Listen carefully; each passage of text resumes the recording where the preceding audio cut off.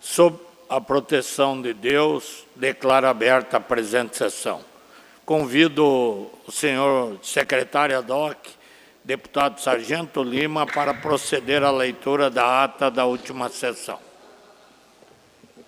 Assembleia Legislativa do Estado de Santa Catarina. Ata da 21ª Sessão Ordinária da 4ª Sessão Legislativa da 19ª Legislatura da Assembleia Legislativa do Estado de Santa Catarina, realizada em 24 de março de 2022.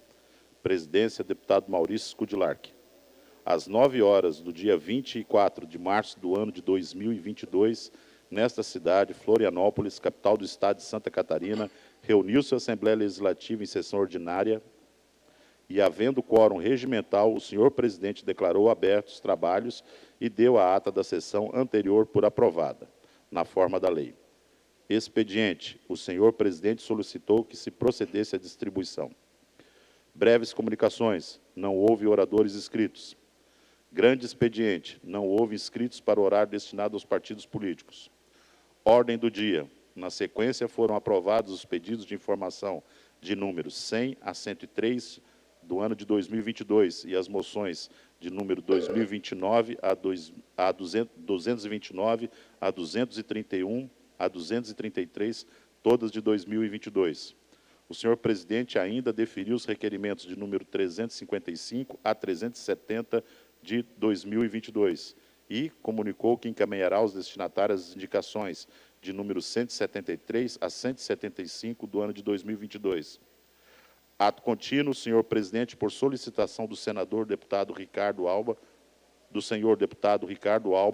com equiescência dos líderes dos partidos, suspendeu a sessão, a fim de que o senhor médico proctologista Dr. Gilberto Buchen fizessem uso da palavra para falar acerca das medidas de conscientização, prevenção e combate ao câncer coloretal, relativas à campanha de Março Azul Marinho.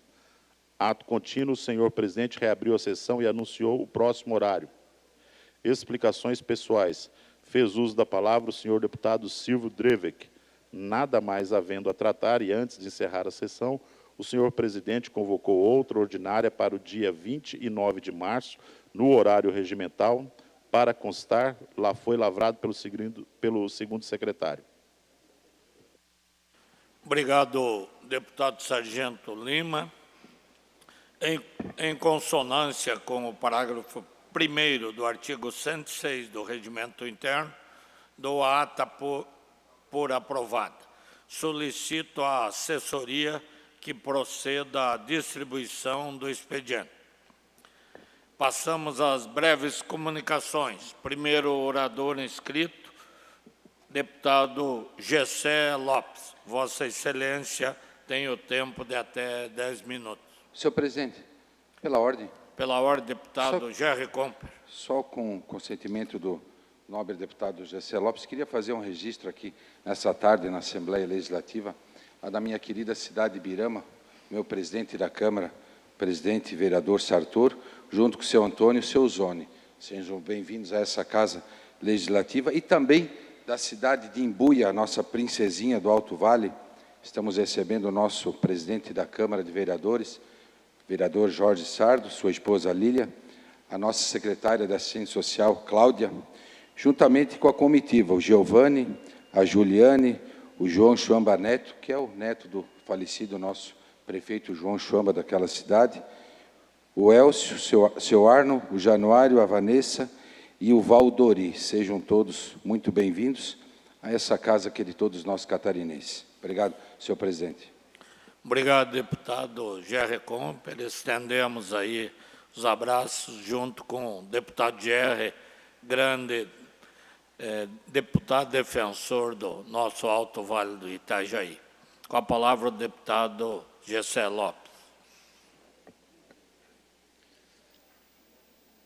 Presidente, eu fico perplexo quando eu vejo alguém que recebe altíssimo salário oriundo dos cofres públicos ter tempo para escrever esse tipo de coisa aqui, que institui linguagem neutra nos atos normativos, documentos, editais, eventos e solenidades da Defensoria Pública. Eu não quero generalizar, presidente, porque dentro da Defensoria Pública tem muitos servidores que não são a favor dessa aberração aqui. Inclusive, foram muitos deles que me trouxeram essa denúncia. Mas venhamos e convenhamos. A Defensoria Pública é um antro de comunista, de militante, insanos. Porque isso aqui, esse tipo de conduta aqui não é de hoje, da Defensoria Pública. E pelo visto, aqui a defensora de sobrenome Auras deve estar com um tempo muito ocioso para ter tempo de escrever, que é uma minuta, é uma proposta, flagrantemente ideológico, sem sentido, idealizado por uma cambada de retardado que se sente ofendido com língua portuguesa. Se sente ofendido. Olha a geração que a gente está tendo que lidar, as pessoas que se ofendem com língua portuguesa. Então, você pode, é seu direito se ofender se tu for chamado de senhor. Se tu for chamado de senhora, aí tu pode se ofender. Agora, se tu for chamado de senhore, aí tu não tens o direito de se ofender. Se chamar de senhor, tu não pode se ofender, porque é neutro.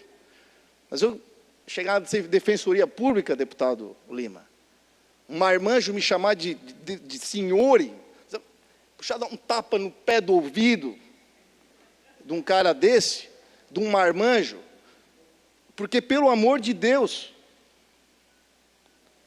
aprovem isso aqui, Defensoria Pública. Aprovem isso aqui e vocês depois venham aqui pedir aumento salarial, como vocês vieram no ano passado. Que eu vou falar mal de vocês de manhã, de tarde, de noite, 7 dias por semana. Fora o auxílio combustível.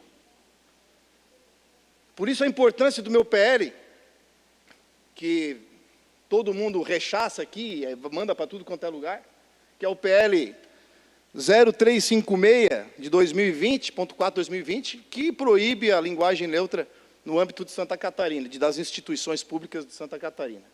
E por que essa defensora, deputado Lima, não usa esse tempo ocioso dela para, de repente, parar de ficar lacrando e poder fazer uma proposta, por exemplo, como o senhor tem aqui, eu acho que é o do senhor, que atende os policiais que vivem recebendo processos, atender, que tem que pagar do próprio bolso os processos, muitas vezes injustos, a maioria das vezes, e tem que ficar tirando do próprio bolso. Por que eles não se organizam para atender os policiais que recebem menos?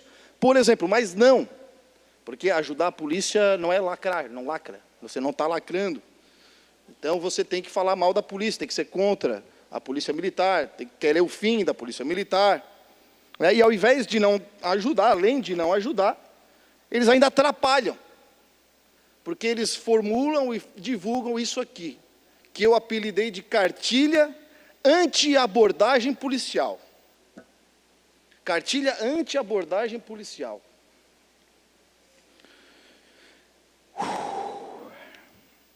Por quê? Que ao invés da defensoria ficar lá só dizendo quais são os direitos das pessoas, para que elas fiquem, enfim, conscientes sobre supostas violências policiais, sobre abuso de autoridade, por que ela não ensina, por exemplo, aqui na cartilha, a importância de uma abordagem policial? Por quê? É só direito, o dever, e o dever do cidadão. Por que não coloca aqui nessa cartilha também?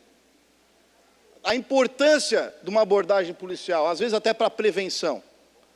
Por que não bota aqui, deputado Lima, como que a pessoa deve se comportar durante uma abordagem policial para que não acarrete em problemas? Por que não conscientiza a pessoa de como ela deve se comportar durante uma abordagem? Por que ela não ensina aqui qual é a diferença de violência policial e de uso e de uso legítimo da força. Uso legítimo da força. Tinha que estar constando aqui. Mas não ensina isso aqui. O que eles ensinam aqui? O que eles ensinam aqui? Cadê? Eu quero mostrar aqui. Aqui. Aqui. O que eles ensinam aqui? Sou homem trans com sexo biológico feminino. Neste caso, nossa, eu nunca vi gostar tanto de viadagem essa turma. Neste caso, você deverá ser consultado sobre a forma que considera a revista mais adequada.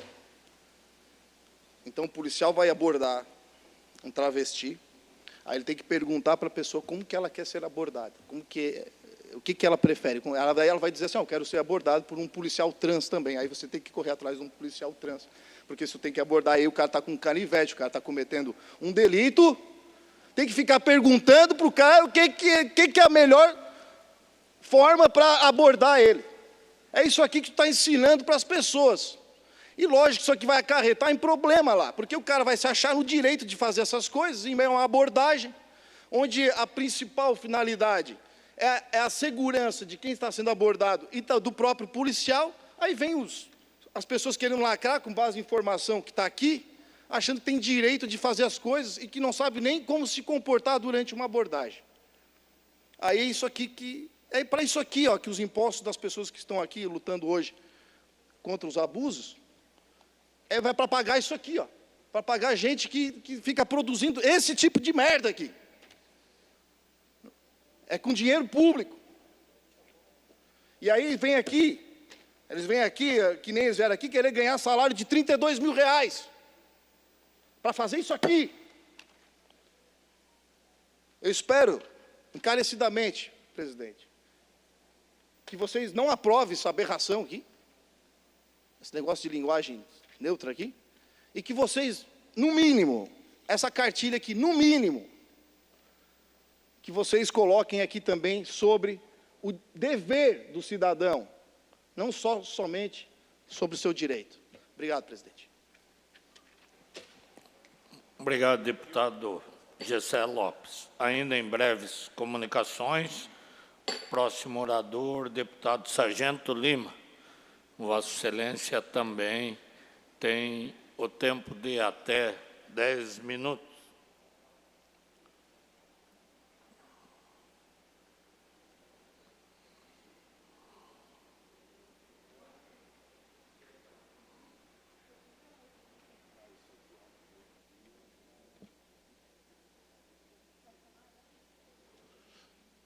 Presidentes e demais deputados, muito boa tarde. Presidente, hoje eu venho sempre externando a minha preocupação com a mensagem que aquilo que é público passa para o catarinense. Fico muito feliz de ver a casa cheia hoje. Muito contente mesmo, isso me deixa muito feliz. Qual é a mensagem que vocês vão levar para casa hoje, depois dessa tarde aqui, compartilhada na nossa companhia? Nós temos um prazer muito grande estar na companhia de vocês. Nós somos movidos por forças, tá? E das forças da natureza, a segunda maior delas é o exemplo. Perdendo somente, deputada Ana, para a fé. Depois da fé, eu acredito que não exista força mais poderosa do que o exemplo. E essa preocupação com aquilo que é público, ela nos é pertinente e é constitucional, é um dos nossos trabalhos, a fiscalização daquilo que faz o Executivo. Eu gostaria de pedir para a assessoria que colocasse minha primeira imagem que eu pedi, que fosse entregue a vocês ali, para a gente dar uma olhadinha. Não foi? Tá. Trata-se de um noticiamento que o Tribunal de Contas do Estado de Santa Catarina aponta 6 irregularidades e manda suspender a licitação para duplicar o trecho da SC 108. É um trecho que compreende entre Guaramirim e Massaranduba. É um trecho curto, de 15 quilômetros. Aí eu quero que você... Agora eu quero falar com o empresariado catarinense. O Tribunal de Contas do Estado constatou 6 irregularidades no edital para a conclusão dessa tão importante obra. Eu conheço ali, Guaramirim, Massaranduba, é perto da minha Joinville, a gente transita por ali sempre, que poderia concorrer a um prejuízo por superfaturamento, obra superfaturada, em 5,2 milhões de reais. 5,2 milhões de reais seria o erro cometido pela Secretaria de Estado de Infraestrutura. Eu quero perguntar para o empresário, se você manda um servidor da tua empresa e falar assim, fulano, vá lá fazer um orçamento que a gente precisa fazer uma reforma na nossa empresa, e ele superfatura em 5,2 milhões de reais. O que o dono, o que você, empresário, faria com esse funcionário? Eu quero perguntar para você, empresário catarinense, estive reunido com vocês a semana passada inteira, vários de vocês. Você diria para ele, amigão, fica tranquilo, isso aí acontece, 5,2 milhões, isso não é nada. Isso não é nada. Mas está lá, seu Tiago Vieira, secretário de Infraestrutura do Estado de Santa Catarina, que eu fiquei sabendo essa semana, não para o meu espanto, que é tenente-coronel da Polícia Militar. Eu não sabia que ele era militar. Eu pensei, será que só a Secretaria de Infraestrutura e uma outra que não vai ter mais ninguém ali que seja oficial no comando dessa secretaria? Dio Sacramento, 5,2 milhões, o que você faria com esse servidor? Com esse funcionário teu, se fosse na iniciativa privada? Isso foi uma reportagem da NDTV. E a gente levantou os dados e foi atrás da resposta que foi dada justamente para esse órgão de imprensa.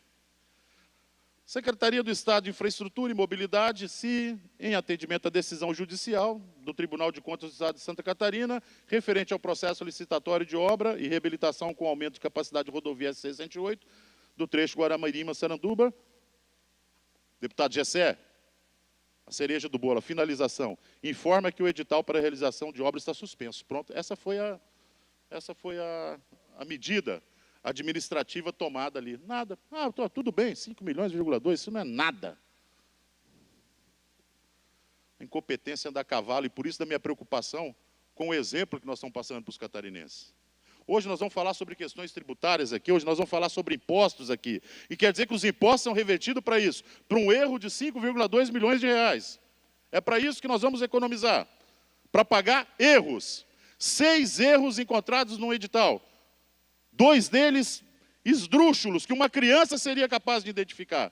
É só ler lá na reportagem. Não existe punição.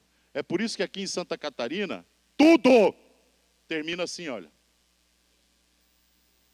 Aqui em Santa Catarina, tudo termina em pizza. Nós não damos exemplo para ninguém. Tudo termina em pizza. Vamos falar do meu próximo assunto aqui, que é um erro surpreendente. Está aqui mais uma reportagem. Um erro surpreendente que traz de volta o nome do ex-secretário de Saúde. No caso dos respiradores, vem à tona. Na época, Elton Zeferino, também, tenente-coronel Elton Zeferino, à frente da pasta da saúde no estado de Santa Catarina, nem ele e o seu adjunto André Mota Ribeiro não tinham absolutamente nada a ver com a compra dos 200 respiradores pulmonares, como se estivessem comprando algo para a agricultura. Não temos nada a ver com isso. Nada, absolutamente nada. Qual que foi a sanção administrada pelo governador do estado ao Elton Zeferino? Promoveu ele de tenente-coronel para coronel. Espera aí, isso aí não se faz. Vem cá que eu vou te dar uma promoção. Promoveu ele de tenente-coronel para coronel. E qual que foi a sanção que foi aplicada no adjunto? Promoveu ele a secretário de Estado. Para isso que você paga imposto, para isso que nós vamos discutir hoje à tarde aqui, várias questões relativas à carga tributária. Haja paciência. Vamos como é que ele corrigiu esse erro cometido com o ex-secretário de Saúde, Elton Zeferino. Conforme a CIA, por um equívoco administrativo dos atos de promoção assinados pelo governador Carlos Moisés, hoje do Republicano, no dia 18 de novembro de 2009, não foram publicados no Diário Oficial da época. Então, retroagiu a promoção dele, como se ele tivesse sido promovido em 25 de dezembro de 2019. Olha como é que as coisas terminam aqui em Santa Catarina, para vocês aprenderem. Que tu pode fazer tudo nesse estado. absolutamente tudo. Absolutamente tudo termina em pizza. Estou reenviando um pedido de informações ao senhor Fernando da Silva Comi, Procurador-Geral da Justiça do Ministério Público do Estado de Santa Catarina, para falar das questões que levantaram do PL 381 e 781, PLC, que trata da verba, trata-se de verba equivalência, transposição de cargos sem salário, o Vale Combustível, que o deputado acabou de GC acabou de falar agora, que os próprios defensores públicos e procuradores estão recebendo. Para isso você paga imposto. Para alguém que não precisa comprovar que tem carro, ganhar Vale Combustível. Não precisa nem dirigir. Não precisa não, nada. Você ganha aí e gasta aí, deputado, tranquilo. Está aqui, mais um pedido de informação. E por que eu falo desse pedido de informação? Porque nós enviamos o primeiro pedido da comunicação de fato no dia 23 de dezembro. Até agora não respondeu. Fui a Brasília, fui falar com o próprio senhor Augusto Aras, na Procuradoria-Geral da República. Entrei em contato da tramitação do meu pedido lá. Já passou pela Comissão Especial de Análise de Constitucionalidade. Capaz de vir a resposta de Brasília antes, porque aqui em Santa Catarina... Filma de novo lá. Aqui em Santa Catarina, pizza. Semana passada, ministro Lewandowski deu o seguinte parecer à matéria idêntica e semelhante à nossa. Citando diversos precedentes do STF, Lewandowski ressaltou que houve ofensa direta ao artigo 37, inciso 13º da Constituição Federal, que veda expressamente a vinculação ou equiparação de qualquer espécie remuneratória para efeito de remuneração de pessoal do serviço público, a fim de evitar aumentos em cadeia. Segundo o relator, também é inconstitucional a vinculação de vantagens pecuniárias dos promotores, procuradores de justiça e dos magistrados e dos membros do Ministério Público de outros estados, por afrontarem o mesmo dispositivo constitucional e autonomia dos entes federados para conceder os reajustes a seus servidores. Quando nós falamos lá do artigo 34, do artigo 37, nós vamos lá no parágrafo 2º. Os cargos empregados em funções públicas são acessíveis aos brasileiros que preenchem os requisitos estabelecidos em lei. A investidura do cargo em emprego público depende de aprovação prévia em concurso público. Nós estamos falando aqui, deputados, da Lei Michele, a adjunta do seu Paulo Eli, a ascensão de cargos sem fazer concurso público. Por isso nós temos que levar a conhecimento de todos vocês esses fatos. Fatos. Porque à tarde nós vamos discutir agora sobre tributação, aumentar o imposto nas costas do catarinense. Para pagar isso, o que deixa o cliente satisfeito. 30 segundos, por gentileza, presidente. 1 minuto, deputado. O que deixa o cliente satisfeito é a certeza que ele está recebendo por aquilo que ele pagou. E o imposto você paga e não está recebendo de volta. O que você está recebendo de volta? Isso aqui na cara. Pizza. Pizza na cara. Uma atrás da outra. Uma atrás da outra. Eu tinha prometido para a minha assessoria que ia ficar pelo menos um mês sem falar do governador. Um mês. Me fizeram prometer. Tive de quebrar minha promessa. Ou está voando na aeromoita, ou está levando vaia pelo estado afora. Aí os deputados que apoiam ele vêm aqui chorar na tribuna dizendo que estão levando vaia na cara. Aí por último me vem com uma dessa. 5,2 milhões de reais identificados, graças a Deus. Parabéns, Tribunal de Contas do Estado de Santa Catarina, por não deixarem roubar mais 5 milhões do bolso do catarinense, que hoje à tarde vai estar aqui pleiteando pela derrubada de vetos relativos às questões tributárias. Muito obrigado pela atenção, gente. Obrigado, deputado Sargento Lima. Próximo orador inscrito, deputado Ivan Nats. Próximo orador inscrito, deputado Ricardo Alba. Vossa Excelência tem o tempo de até 10 minutos.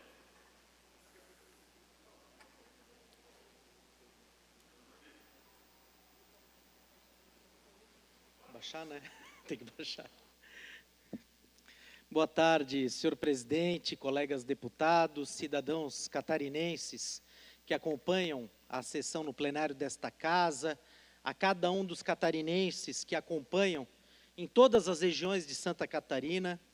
Senhor presidente, tem alguns temas que me trazem à tribuna, e o primeiro é deixar o registro, a menção da inauguração da nova sede da Renal Vida em Blumenau. Eu tive a satisfação de receber no meu gabinete o convite pessoal do Dr. Roberto Benvenuti, do Tarcísio Steffen, coordenadores do Instituto Renal Vida, que tem sede em Blumenau, mas tem unidades em Brusque, em Timbó, em Rio do Sul, em Itajaí, e que faz um trabalho de saúde fantástico por toda Santa Catarina, aos pacientes renais, com máquinas de hemodiálise. Eu mesmo tive a satisfação de contribuir com esse projeto, fazendo a destinação através de emenda parlamentar para aquisição de 6 máquinas de hemodiálise que já estão salvando vidas no município de Blumenau.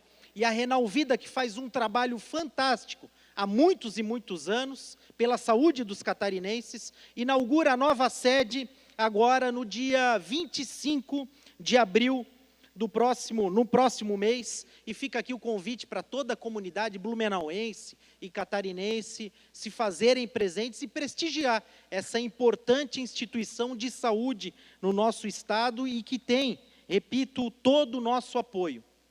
Também me traz a esta tribuna a boa notícia de que o município de Blumenau lançou o edital para fazer o balizamento noturno do aeroporto de Blumenau. E eu fico muito feliz em dizer que fui eu que articulei este recurso já em 2019, esse repasse de recursos ao município, para que hoje o município pudesse abrir o edital e fazer a contratação, para termos, enfim, o balizamento noturno no aeroporto de Blumenau. Tão importante, não só para ter voos comerciais no período noturno, né? Haja vista que hoje, só durante o dia, só com a luz do sol, pode ter pousos e decolagens com balizamento. No período noturno também será possível. Ainda mais numa cidade que é referência catarinense e nacional e internacional em transplante de órgãos. Aliás, conseguimos também o título de capital catarinense dos transplantes a Blumenau, em razão do trabalho feito pelo Hospital Santa Isabel e pelo Instituto Renal Vida, que precisam de um aeroporto operacional, seja durante o dia ou no período noturno. E com esse recurso viabilizado por nós, intermediado por nós, já em 2019, anunciado inclusive no mês de setembro, na CIB, em 2019, e agora com o edital de licitação para fazer a contratação da obra, tenho certeza que o aeroporto regional de Blumenau se tornará ainda mais, muito mais operacional no sentido de salvar vidas dos catarinenses. Lembrando que um órgão, quando retirado do corpo de uma vítima, ele precisa aí de 2, 3, 4 horas para ser transplantado no Hospital Santa Isabel, por exemplo, em Blumenau, e esse transporte tem que ser imediato. Se for à noite, tem que ser à noite. Se precisar pegar um avião de Chapecó e ter que pousar em Blumenau, precisa ter o balizamento noturno para salvar as nossas vidas, as vidas dos catarinenses. Então, foi recurso que a gente viabilizou em 2019 e que está sendo concretizado agora para o município. Viabilizamos esse recurso em parceria com o governo do estado, que está na conta do município, e o município abre edital para fazer a contratação da obra do balizamento noturno do Aeroporto Regional de Blumenau, e eu fico muito feliz em ter contribuído com esse tema. Aliás, contribuímos também com outro tema, que é o centro de eventos ou centro de convenções do município de Blumenau também. Viabilizamos 28 milhões.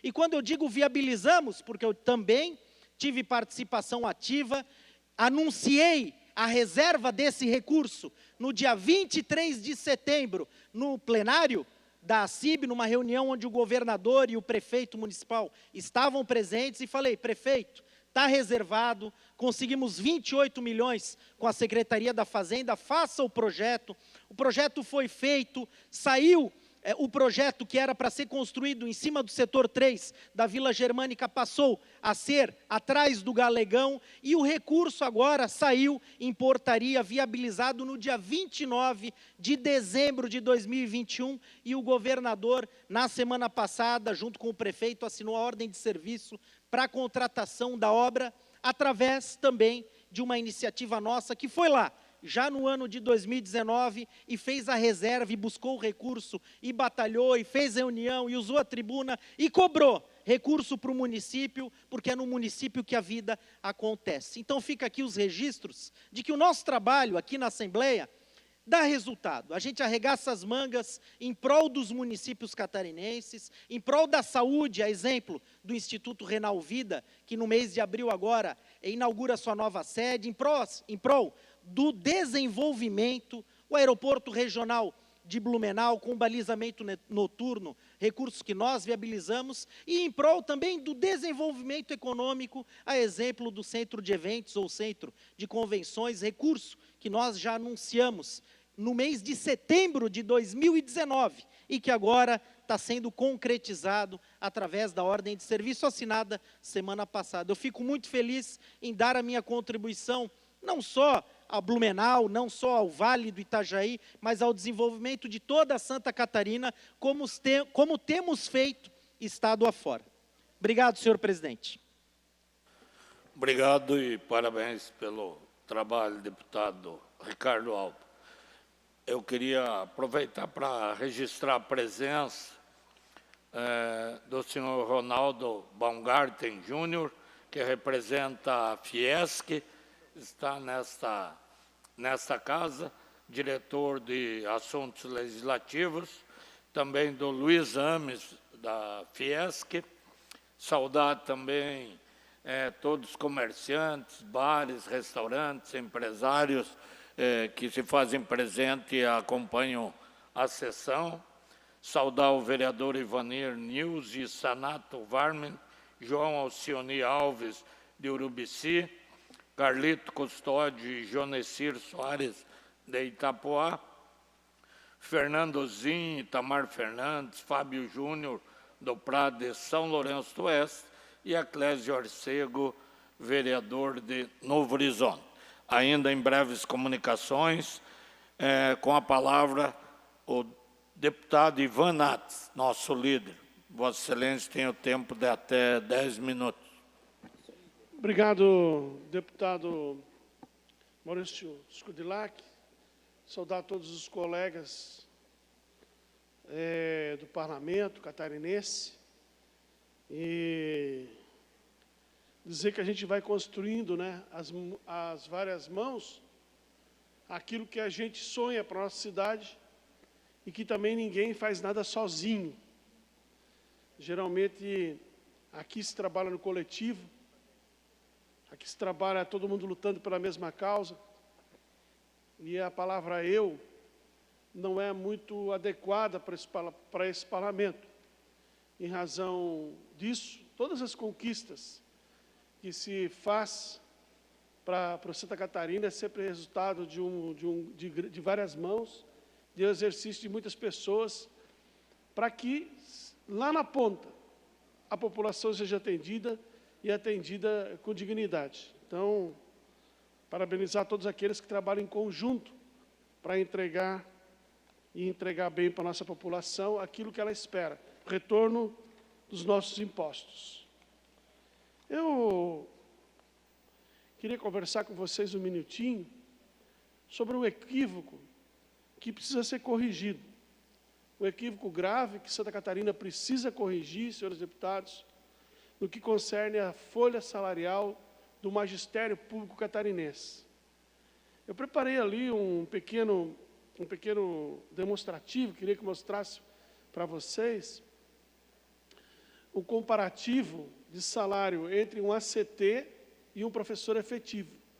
Eu fui professor da Rede Pública Municipal de Ensino lá de Blumenau, pode passar a próxima tela, por muitos anos.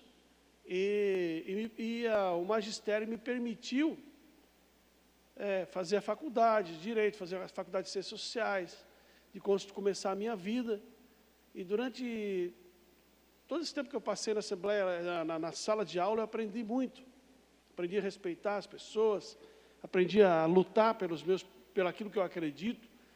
E ainda ontem encontrava um filho de uma aluna minha.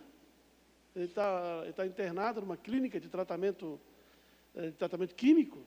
E ele me disse: olha, deputado, eu sou filho da fulana de tal, que foi sua aluna. Então, como as coisas vão acontecendo, né? E essa tabela aí, senhores deputados, mostra o seguinte: pela legislação que foi aprovada no passado, um professor efetivo está ganhando menos que um professor ACT, com 40 horas, no salário base. Isso não dá para entender. Como é que um professor ACT com 40 horas hoje, com remuneração plena, ganha 4.330 de início, e um professor efetivo ganha 3.830? Alguns dele com 10 anos de trabalho. Tem outra folha ali eu trouxe algumas folhas salariais ali, eu risquei, para vocês poderem compreender de onde a gente tirou essas informações. Pode passar outra folha. Os assessores que têm A, né, e são nível 3, eles são ACTs, e o que tem 4 são efetivos. E a gente observando nessa leitura rápida que eu fiz da folha de pagamento de alguns servidores, eu pude, lá da minha Blumenau, eu pude perceber essa diferença, volta. E os professores têm razão, né? Mais uma, por favor. Como pode explicar isso? A legislação que o governo mandou para cá, pode voltar, mais uma. Como é que explica isso?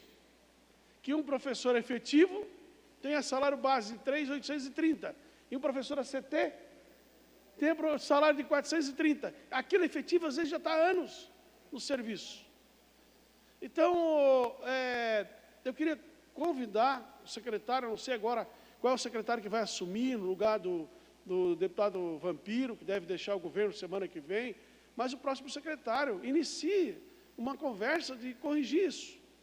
Nós precisamos corrigir isso. Precisamos ver o que está acontecendo, o que aconteceu na legislação, que um professor ACT ganha mais que um professor efetivo.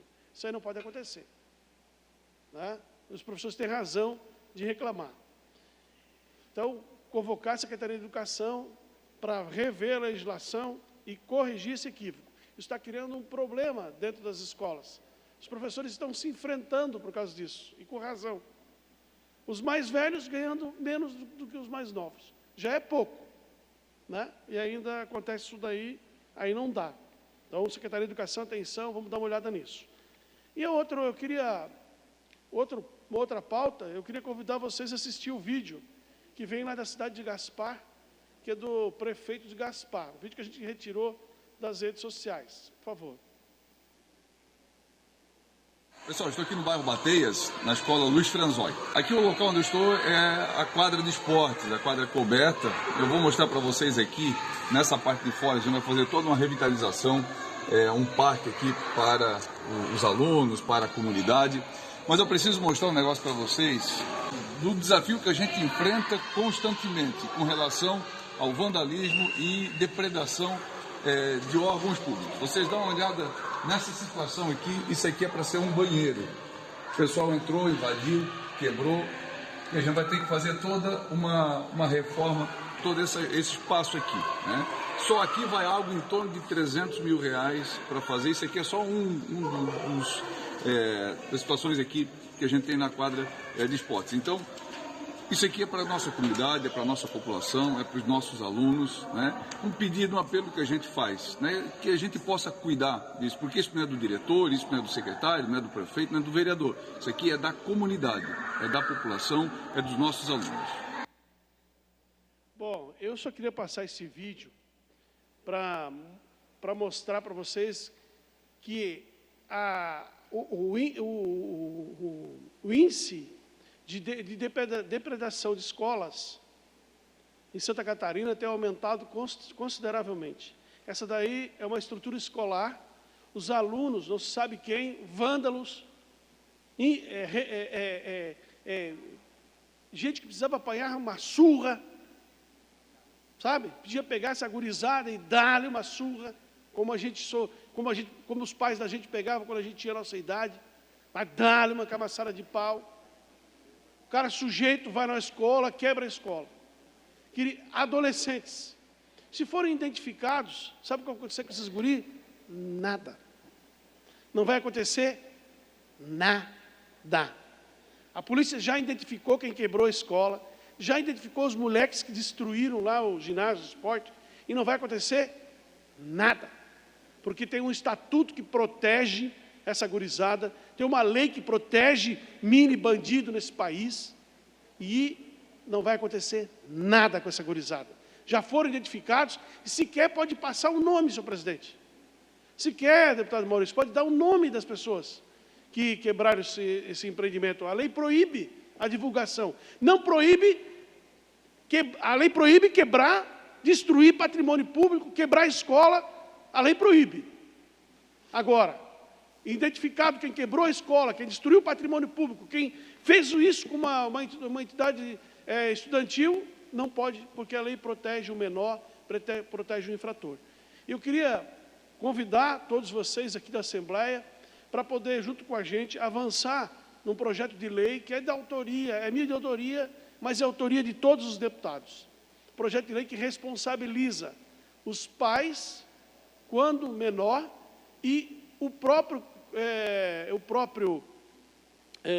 causador do prejuízo, quando maior, a reparar os prejuízos que são causados à estrutura escolar catarinense. Quando o aluno quebra alguma coisa na escola, ele tem que ser responsabilizado. E se ele for menor, quem tem que ser responsabilizado são os pais. Então, nós estamos trabalhando aqui na Assembleia para construir essa legislação, está tramitando aqui. A gente aguarda que isso caminhe mais rapidamente, para que a gente possa cobrar daí do Ministério Público ações de reparação de dano contra o patrimônio. Tá? É isso que a gente espera. Nós estamos aguardando o trâmite desse projeto. Quero pedir aos colegas deputados que a gente possa acelerar o trâmite desse projeto e responsabilizar o menor através dos seus pais e o maior através deles mesmos a reparar o prejuízo que é causado às escolas catarinenses. Mas, muito obrigado, senhor presidente. Obrigado, deputado Ivan Nath. Encerradas as breves comunicações, nós passamos ao horário dos partidos políticos. A deputada Ana Campagnolo tem por sessão do PSL o tempo de 7 minutos e 30 segundos, do PL 7 minutos e 30 segundos e do bloco PP-PSB mais 6 minutos. Então, deputada Ana Campagnolo, Vossa Excelência tem o tempo de até 21 minutos para fazer uso da palavra. Muito obrigada, senhor presidente. Gostaria de me solidarizar ao depoimento do deputado Ivan Nath, dizer que nós também temos um projeto de lei 35.1, apresentado no primeiro ano de legislatura, em 2019, que dispõe sobre a adoção de atividades com fins educativos para o enfrentamento à violência e reparação de danos causados nas escolas. Então, sou solidária ao seu projeto, não sei se ele vai ser apensado ao nosso, mas qualquer um dos dois que for aprovado, certamente será benéfico para o Estado. Mas não é sobre isso que eu venho falar hoje, e é até engraçado que tenha que ser uma mulher a falar sobre esse assunto. No último dia 17 de março, aqui na Assembleia Legislativa de Santa Catarina, a União de Vereadores em Santa Catarina, a UVESC, realizou um evento onde as personalidades ilustres deveriam ser os vereadores. Afinal, era um evento deles. Cerca de 200 vereadores reunidos no auditório cerca de 200 vereadores reunidos ali no auditório Antonieta. Então, era um evento para os vereadores, para eles se sentirem importantes, para sentirem que podiam debater, que podiam atuar.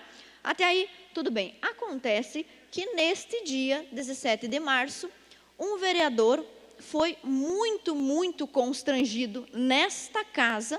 E antes de eu falar sobre o caso dele, eu quero que os senhores assistam o vídeo do próprio vereador, lembrando que muitos dos senhores que hoje são deputados já foram vereadores.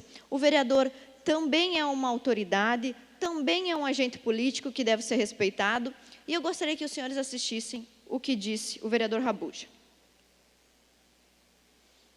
Vereador Rabuja, de Lontras. Quinta-feira passada, estive em Florianópolis, participando de um evento lá, e tive numa palestra da deputada estadual do PT, onde ela falava sobre a mulher na política. E, em um determinado momento, ela falou sobre a violência doméstica. E nisso ela apresentou um slide, falando sobre, num período, 97 mulheres foram mortas por decorrência da violência doméstica. Onde eu perguntei para ela, naquele momento, quantos homens tinham sido mortos naquele mesmo período. E ela não entendeu de uma forma tranquila e acabou, no final, me mandando procurar na internet se eu queria saber sobre isso. Houve uma comoção até de um pouco do pessoal que estava lá, dos vereadores que estavam lá também, me vaiaram, pediram que eu me retirasse, enfim, daí a coisa se acalmou e até que no final do evento foi feita uma moção de repúdio contra a minha pessoa. Por quê? Porque simplesmente eu questionei ela sobre um fato que eu acho relevante, porque a violência doméstica, no meu ver, é muito importante e a gente tem que tratar sobre o tema, só que a gente tem que tratar como um todo, não só como uma parte. Temos que tratar sobre isso em cima das crianças, a gente sabe que tem violência doméstica contra os idosos e também contra os homens. Então, acho que quando a gente lida com um assunto tão importante e relevante como esse, a gente tem que tratar como um todo.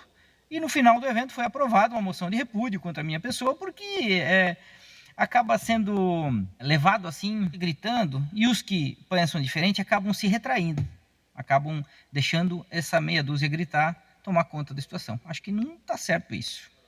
Bom, esse depoimento é do próprio vereador, ele gravou isso no carro mesmo, enquanto estava trabalhando lá no seu município, retornando, e o vereador está contando para a gente, resumidamente, o seguinte: uma deputada desta casa, não vou citar o nome porque a questão aqui não é pessoal, uma deputada do PT, fazendo uma palestra num evento de vereadores. O vereador levantou a mão, conversei com outros vereadores para ter informações sobre isso, conversei com o presidente da União de Vereadores para confirmar. O vereador parece que sinalizou com a mão, a deputada concedeu o direito de falar, e ele perguntou simplesmente: e os homens? E somente o fato de ele ter perguntado sobre os homens, a deputada que estava palestrando visivelmente se incomodou, deu uma resposta para ele grosseira, dizendo que, se quiser saber sobre os homens, procure na internet. Bom, não bastando isso, a Câmara Municipal de Dionísio Cerqueira apresentou uma moção de repúdio ao vereador, dizendo que aquele ato do vereador, qual o ato do vereador, debater, questionar, perguntar, existir, que o ato do vereador era uma agressão. Bom, também é importante mencionar aqui que a moção de repúdio foi mal escrita, que confundiram a palavra descriminalizar com discriminar, mas enfim, querendo dizer que o vereador estava cometendo uma agressão e um ato de discriminação, de desrespeito injustificado, e aprovando uma moção de repúdio, pedindo que o vereador Rabuja não apenas se retratasse em público, como também fosse expulso da diretoria da UVESC. Por quê? O que foi que o vereador Rabuja fez? Ele perguntou em um evento que era dele, ele é da diretoria da UVESC, sobre os homens. Bom, quais são as mazelas sociais que os homens enfrentam? Os homens são vítimas de violência ou não são? Bom, a deputada do PT, naquela circunstância, respondeu ao vereador, dizendo que ele que pesquisasse na internet, ou seja, os homens que se dane, isso é problema dele. Bom, já que a deputada não quis responder ao vereador, nós estamos enviando às câmaras municipais de todo o estado catarinense uma nota em apoio ao vereador, que vai se chamar Nota em Defesa do Vereador Rabuja e do Direito à Liberdade de Expressão e do Debate Verdadeiramente Democrático sobre as Relações de Sexo. E nessa nota que estamos enviando a todas as câmaras de vereadores, também estaremos publicando na internet, entregamos uma cópia para os deputados que estão aqui. Esta nota vai conter as respostas que, infelizmente, não foram dadas no encontro da União de Vereadores. E os homens? Perguntou o vereador Rabuja. Bom, os homens são os que mais morrem de Covid-19. Já é estranho eu, deputada mulher, ter que falar sobre isso. Era para ter um homem aqui defendendo o vereador Rabuja, mas vamos adiante. Os homens constituem 80% dos moradores de rua no Brasil. Os empregos mais perigosos são desempenhados por homens. Os homens têm 10 vezes mais chance de morrer no trabalho do que as mulheres. As mortes violentas atingem 11 vezes mais homens do que mulheres. Essa informação é pública, está no DataSUS, ela podia ter sido dada no evento em que se falava sobre mulheres assassinadas, porque qual o problema de se perguntar em um Estado democrático, um lugar em que se pressupõe que há isonomia e igualdade, qual o problema em perguntar? E os homens? Quais são as políticas públicas para os homens? Como é que estão os homens? Acidentes de trabalho vitimam 2 vezes mais homens do que mulheres. Os homens representam 76% dos suicidas no país, segundo o relatório da OMS, tão falado ultimamente, né? Os homens são minoria nos cursos de graduação e educação profissional. As mulheres já são 6 a cada 10 egressos de universidade, ou seja, os homens são minoria nas universidades, têm o dobro de chances de se tornarem alcoólatras e também têm maior índice de se tornarem viciados em drogas. Os meninos, ou seja, os homens em fase de desenvolvimento, respondem a mais de 60% da mão de obra infantil. Então, sabe quando tem criança trabalhando em algum lugar? Uma pauta de esquerda, combater o trabalho infantil. Não dizem que a pauta é de esquerda? Bom, tem 60% de meninos, 60% desta mão de obra é de meninos. Os homens foram os menores beneficiados com auxílio emergencial, e isso se expande a todo tipo de assistência social. O homem não é prioridade em situação de emergência, calamidade ou conflitos armados. O homem só possui 1, 2, 3, talvez 4 dias de licença paternidade, na melhor das hipóteses. O homem participa de alistamento obrigatório no Exército, sem o certificado de reservista. O homem não passa no concurso, tem vários direitos solapados. As mulheres não passam por essa restrição. Na prática, o homem não tem preferência para obter guarda dos filhos. Dados do TJSC. Todos os TRFs vão dar informações sobre isso. Os homens são preteridos na disputa de guarda. Além disso, os homens constituem 95% da população carcerária do Brasil. Os homens abandonam mais a escola e a universidade do que as mulheres. Segundo um relatório de saúde internacional, um a cada 5 homens morrem antes de completar 65 anos. Os homens têm mais probabilidade de ter câncer e de morrer dessa doença do que as mulheres. Em 2014, os Estados Unidos fez uma pesquisa que mostrou que 53% dos jovens americanos com menos de 25 anos estão desempregados, ou seja, a maioria dos homens estão desempregados nessa idade. 1 em cada 6 homens foi vítima de experiência de abuso sexual antes dos 18 anos. 67% dos alunos de educação especial são meninos, crianças com alguma dificuldade de aprendizado, com algum laudo. Nesse sentido, 13,2% dos meninos estão sendo diagnosticados hoje com TDAH. Bom, essas aqui são apenas algumas informações de desvantagens e vulnerabilidades masculinas que a deputada que monopolizou o discurso sobre políticas públicas de sexo, naquele encontro de união de vereadores, poderia ter citado. Ela poderia ter respondido ao vereador. Mas o que ela preferiu? Não, vamos lacrar, mandar o vereador pesquisar na internet, ou seja, o vereador é menos. E o mais impressionante desses dados é que, neste momento, estava sendo discutida a questão da violência doméstica. E o vereador não estava, em momento algum, contestando a existência de violência, ele estava apenas perguntando, bom, existem outras vítimas de violência? Os homens não existem para as políticas públicas? Bom, vamos para mais alguns dados. O Extra, que é um portal vinculado à Rede Globo, noticiou que uma psicóloga, olha só, uma autoridade, psicóloga do Tribunal de Justiça do Rio de Janeiro, afirmou, foi ela que afirmou, não sou eu que estou afirmando, que 80% das denúncias de abuso sexual nas varas da família contra homens, denúncias contra homens, 80% são falsas. Quem foi que disse isso? A deputada Ana, que escreveu 2 livros sobre antifeminismo? Não. Quem disse isso foi dona Glícia Barbosa de Matos, que trabalha na Vara da Infância de São Gonçalo. Também afirma que 50% dos casos de abuso sexual nesta vara são forjados. Quem deu essa informação? Psicólogo Lindomar Darós. Se não bastassem esses dados, a gente tem uma coletânea de artigos e pesquisas internacionais que nós estaremos enviando para todas as câmaras de vereadores. O que aconteceu nesse evento? Aconteceu que Um vereador, claro, considerado menos do que um deputado estadual, mesmo estando em um evento de vereadores, foi silenciado pelo poder de uma deputada. Estava na posse do microfone. Qual é o conceito de covardia? Covardia é quando uma pessoa em posição de maior força e poder imprime ou oprime essa força contra alguém de menor poder. Apesar do evento ser de uma união de vereadores, a deputada estava na posse do microfone. Apesar dela estar na posse do microfone, ser deputada, o que significa que ela estava numa posição de poder? Ela publicou uma nota no site dela. Manifesto sobre o episódio, olha como ela chamou a pergunta do vereador. Ou seja, vereador não pode perguntar. Olha só. Manifesto sobre o episódio de violência política em encontro estadual de vereadores e vereadoras de Santa Catarina. O que o vereador praticou? Violência política. O que é violência política? Que conceito é esse de violência política? Violência política de gênero. Eu já vi propaganda na nossa TVA, passando aqui no horário do intervalo, sobre violência política de gênero. Bom, deve existir violência política de gênero, até vou trazer alguns casos aqui. Mas levantar a mão e fazer uma pergunta sobre política pública, sobre dado de mortalidade, é violência política? Vamos adiante. Eu fiz questão de imprimir aqui a nota do site da deputada petista e feminista e sublinhei alguns trechos aqui. Bom, olha o que ela diz aqui. É assim, ao escrever este manifesto sobre as agressões que sofri, agressões, se uma pergunta é agressão, que nome nós vamos dar para uma agressão quando ela acontecer? Genocídio, né? Que nome nós vamos dar? As coisas têm nome. Fazer uma pergunta é uma agressão? E continua aqui. Ao apresentar dados de que 97 mulheres foram mortas ou sofreram uma tentativa, né, de serem mortas pelos seus companheiros, um vereador proferiu a falácia da violência é violência, negando a existência covarde, cruel e devastadora da violência de gênero.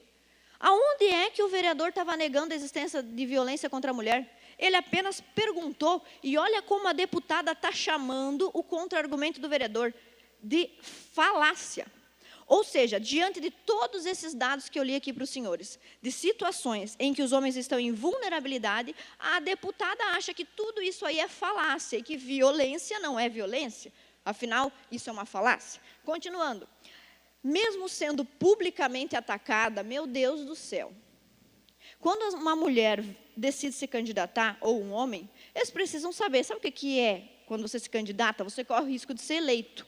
E quando você se elege, você corre o risco de ter que debater. Já pensou? Que coisa inimaginável você ter que entrar num debate político? Bom, então mesmo sendo publicamente atacada, desrespeitada e constrangida, olha o exagero, em meu direito de expressão, espera aí. A senhora tem direito de expressão porque é mulher e feminista, e o vereador que não é feminista, eu nem sei se ele é, não sei da vida dele, o vereador não pode se expressar? Quem tem direito de expressão é só a deputada, o vereador não tem? Ou só as mulheres, os homens não têm? Porque quando um homem exerce direito de liberdade de expressão contra uma mulher, aí é violência? Bom, continuando, um sujeito tentou impedir o debate. O que é um debate, senhor? Mas é uma confusão de conceitos que eu não sei como é que continua funcionando a democracia nesse país, com essa quantidade de confusão de conceito. O sujeito tentou impedir o debate. Negativo foi o vereador Rabuja, que deu início ao debate. Antes do vereador Rabuja falar, estava acontecendo um monólogo. Não era um debate, era uma palestra. Quando você fala sozinho, tipo, eu estou falando aqui sozinha, ninguém está me interrompendo, porque se alguém me interromper, eu vou acusar de violência. Então, o que acontece? Cuidado. Então, o que acontece? O vereador, ao perguntar, ele deu início ao debate, porque agora sim tem duas pessoas discutindo um assunto. Então, ela está tentando dizer aqui que o vereador impediu o debate. Olha, é uma confusão de conceito. Continuando, o vereador, olha a acusação, ele não combate uma prática covarde e violenta por si. Está escrito aqui, quem disse que ele não combate? A deputada agora está acusando o vereador porque ele fez uma pergunta sobre os homens e que ele é conivente com a violência contra as mulheres. E continua, a plateia demonstrou-se solidária e de forma combatente e corajosa. Da mesma forma, e esse é um ponto que eu quero chamar a atenção, da mesma forma como várias feministas se movimentaram para fazer uma moção pública contra o vereador Rabuja, vários homens e mulheres procuraram a ele e a mim para falar desse episódio. E nenhum deles teve coragem de falar sobre isso em público. vieram falar no WhatsApp, vieram reclamar. Ai, deputada, olha o que aconteceu, olha o que aconteceu. Foram lá prestar apoio em segredo ao vereador Rabuja. Ou seja, isso é democrático? Um lugar onde um político, um vereador eleito, tem medo de se pronunciar por causa de represálias do movimento feminista? Continuando, a manifestação, a deputada alega em seu site que houve uma manifestação institucional da UVESC contra a postura do agressor. O vereador não é mais vereador, agora ele é agressor. Bom, eu liguei, vou telefonar para o presidente da UVESC, o senhor Anderson Gusato, e vou perguntar, senhor Anderson Gusato, o senhor confirma, conforme o site da deputada, que houve uma manifestação institucional da sua União de Vereadores contra o vereador Rabuja? Não, deputada, não fiz isso, não vou fazer, vamos permanecer neutro na discussão, que eu acho que todo mundo tem direito a debater. Ou seja, não é verdade a informação do site da deputada. E continuando, como é que ela conclui esse documento? Sigo de pé, mais resiliente do que antes. E como tantas mulheres fortes que vieram antes de mim, também não vou sucumbir. Ah, meu Deus do céu. Alguém em sua consciência pensou que um deputado fosse sucumbir porque alguém lhe fez uma pergunta? Agora, deputado não pode ser perguntado, e por vereador eleito. Vereador eleito é representante do povo, tanto quanto deputado, principalmente se for no seu município. Qual é o problema desse discurso? O problema desse discurso é que ele é antidemocrático. Eu não sei como é que os homens não ficam espantados, os vereadores que estavam lá não ficam espantados. Quer dizer que, a partir de agora, quando você contestar uma mulher, você será acusado de violência política de gênero. Como é que ninguém reage? Ninguém vai defender o vereador Rabuja lá na Câmara de Vereadores dele? Tem que vir uma mulher aqui para defender o vereador Rabuja? Isso também é um outro sintoma. Por que tem que ser uma mulher? Porque se vier um homem aqui, no outro dia está a foto dele no jornal dizendo que o cara foi machista, que o cara não reconhece a violência contra a mulher. Então, eu trouxe 2 livros aqui e eu vou mostrar. O primeiro é um livro feminista. Essa feminista aqui, a senhora Bell Hooks, ficou muito famosa, mas olha, muito famosa. As feministas vão ao delírio. Está todo mundo comprando o livro da feminista. Bom, vamos ver o que diz a feminista aqui na página 110 do livro dela e que serve de resposta para a deputada e também para o vereador. A realidade, olha só o que diz ela na página 110. Há o problema de que, em sua maioria, pensadoras feministas jamais quiseram chamar a atenção para a realidade de que mulheres são, com frequências, as principais culpadas pela violência diária contra crianças. Olha aqui, uma feminista admitindo que mulher é a principal culpada por violência contra a criança. Tudo bem, não é suficiente uma fonte? Outro livro, Guia de Bolso contra Mentiras Feministas, que por acaso eu sou autora, convenientemente, né? Na página 139, nós trouxemos um estudo que foi realizado com o Disque Direitos Humanos, o Disque 100. Sabe o que é o Disque 100? Se o senhor sofrer alguma violência, o senhor liga lá para o Disque 100, seus direitos estão sendo violados. No Disque 100, 46% das agressões praticadas contra crianças foram praticadas por mulheres, enquanto os homens foram autores de menos violência, de 36%, e a outra porcentagem que sobrou de agressor não identificado. Ou seja, o próprio Disque 100, site oficial do governo, mostra que as mulheres são mais agressoras do que os homens em caso de crianças e idosos vulneráveis. Bom, então existe ou não existe violência política? Existe. Como é que existe essa violência? Será que alguém realmente já foi vítima de violência política de gênero? Acho que sim. Consigo me lembrar de alguém que nunca foi defendida nessa casa aqui por ninguém da bancada feminina.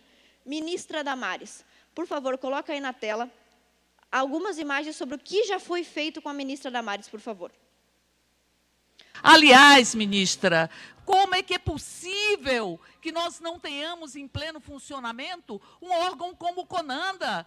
Porque nem todas as meninas vítimas de violência podem ser salvas por um Jesus na goiabeira. Nós precisamos de políticas públicas. Por favor. Peraí, silêncio. Aí fica difícil. Por favor, por favor. Isso é intolerância religiosa, senhor presidente. Por favor. Sabe o que é esse episódio aqui? A ministra Damares, ela foi abusada sexualmente na infância, a partir dos 6 anos, ao ponto de ter se tornado infértil. Ela é uma mulher que, quando criança, foi vítima de estupro e abuso. A ministra Damares contou que, aos 10 anos, ela ia se suicidar e subiu num pé de goiabeira, para se jogar de lá. Bom, é uma criança. Sabe o que ela disse? Quando ela era criança, ela viu Jesus no pé de goiabeira e só por isso ela não se jogou dali. Se o senhor quiser achar isso engraçado ou não, a questão é o seguinte, você está falando de uma mulher vítima de violência e que está dizendo... Mais 2 minutos, deputado, para Obrigado, senhor concluir. presidente. E que está dizendo que foi salva por circunstâncias religiosas. E o que vai lá a política do PT, não coincidência fazer, vai lá debochar da ministra. Coloca uma outra coletânea aqui de episódios que a ministra já passou. Quero que os senhores olhem comigo para entender o que é de fato violência. Deputado, namorada de Fátima Bernardes, debocha do abuso sofrido por Damares.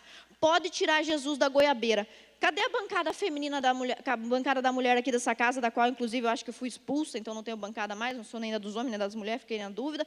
Mas cadê a bancada feminina? Prestou solidariedade à ministra Damares quando ela foi debochada em decorrência do seu abuso na infância?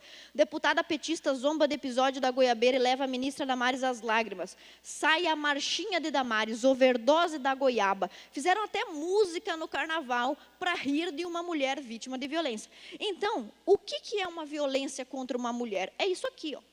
Não é o que aconteceu no episódio da UVESC. E por que não me impressiona o PT ser protagonista disso? Coloca outra imagem, por favor, na tela. Porque o PT ele é inimigo da liberdade de expressão. Pode colocar, por favor.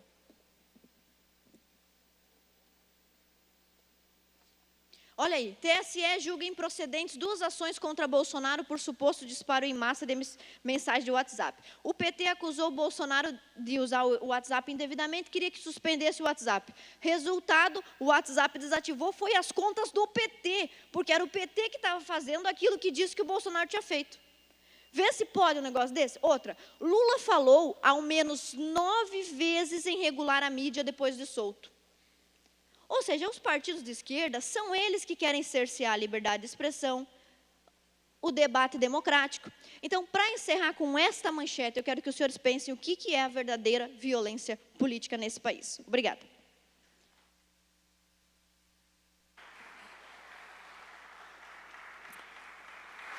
Ainda no horário destinado aos partidos políticos, próximo horário pertence ao bloco PDT, PSTB, Republicanos. Próximo horário pertence ao PT. Com a palavra o deputado Celso Zuc. Vossa Excelência tem horário de até 6 minutos.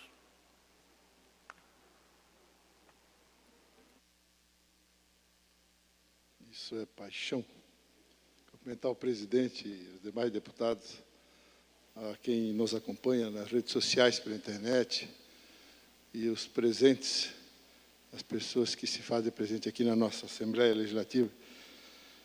Presidente, eu teria vários assuntos para falar, inclusive defendendo o PT, mas não vou falar porque eu acho que não é o momento. Eu quero falar sobre algo extremamente importante que passou há pouco aqui na nossa Assembleia, com relação a um ginásio de esporte que eu construí e inaugurei no dia 2/7/2015, e o prefeito atual lá de Gaspar fez uma fala com relação a esse ginásio de esporte, onde ele foi depredado e bastante depredado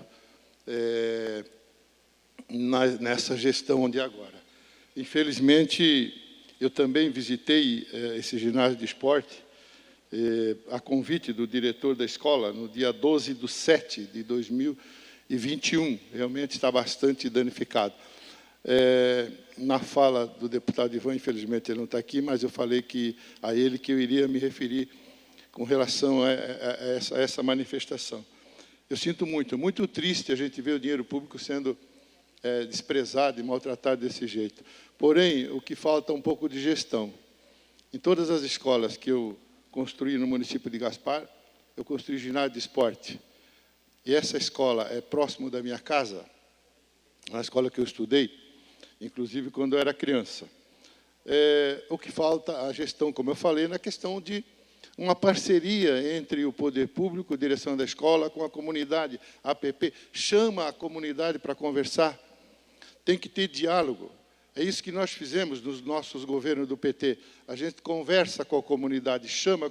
Nunca houve uma depredação nos meus 12 anos de mandato como prefeito numa escola, num ginásio de esporte, qualquer equipamento público da nossa prefeitura. Infelizmente, o que nós temos que valorizar são as pessoas, as comunidades, as pessoas que pagam por aquilo ali. Não foi construído com o salário do prefeito. E essa consciência você tem que dizer para as pessoas, lembrar elas que quem pagou aquilo lá foi ela. E agora vai pagar também para reformar. Então, se você fizer essa conversa, com certeza, cada cidadão lá do teu município, do teu bairro, ele vai passar a ser um parceiro da tua escola. Essa era a fala que eu queria fazer, presidente. E quero dizer também que nós temos, lá no nosso município de Gaspar, o Clube Atlético Tupi, que realizou o evento festivo agora no último dia 19, onde ele completou 80 anos de sua história, que se confunde com a própria história da nossa cidade de Gaspar, que acabou de completar os 88 anos de emancipação política administrativa, agora no mês de março. A principal atividade atualmente é a escolinha de futebol, com mais de 250 alunos, meninos e meninas, entre 5 e 19 anos. Em 2008, a Assembleia Legislativa declarou tanto o Tupi quanto a sua escolinha de futebol entidades reconhecidamente de utilidade pública. O escopo desse trabalho ao longo dos anos foi sempre o campo social. Por isso, e sem querer abrir mão deste papel de fundamental importância para a sociedade, o Tupi colabora na formação de cidadãos por meio de lições de futebol, como o civismo, respeito à pontualidade, ao trabalho em equipe. O objetivo é aliar o trabalho social tão bem desempenhado com a ideia de proporcionar aos meninos e meninas da categoria de base uma oportunidade de profissionais através do esporte.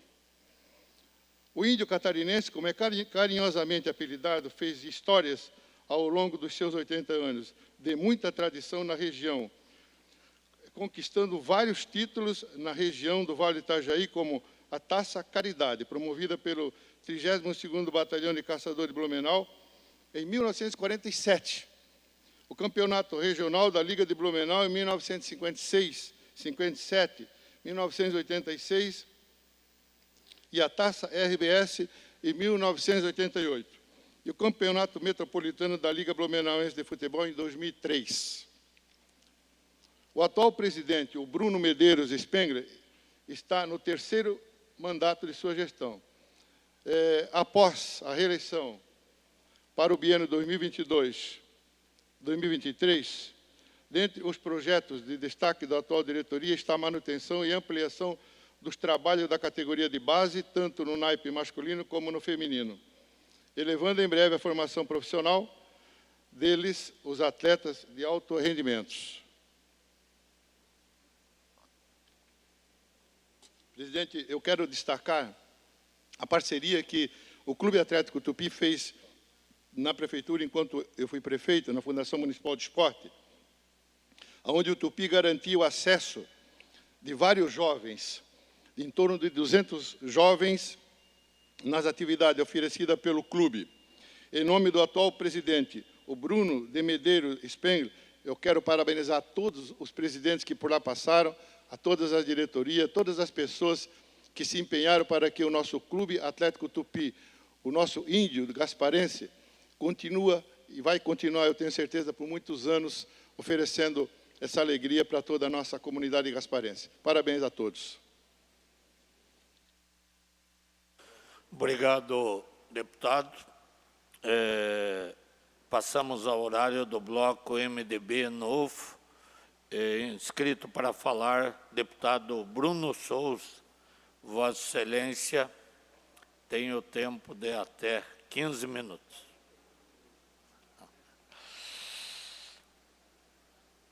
Bloco novo MDB, como pede o deputado Bruno. Senhores, boa tarde. Eu tenho uma tese que guia minha vida há muito tempo. Não deve, não tema.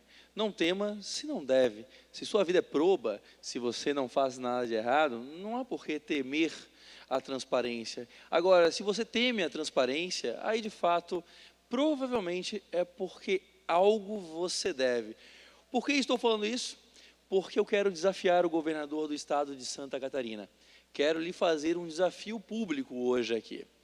Eu quero que ele mostre que não deve nada, que não tem medo da transparência.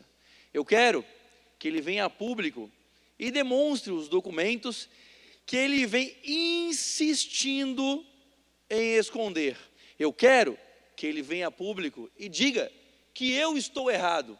Eu quero ser desmentido pelo governador Moisés.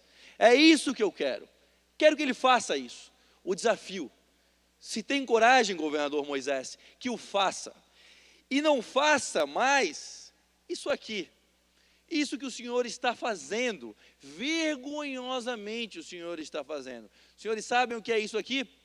Isso aqui é a recusa formal em entregar documentos solicitados por este deputado. É a recusa formal em entregar os diários de bordo que mostram quem esteve no avião ambulância do estado de Santa Catarina. Ele está recusando entregar, ele não quer mostrar.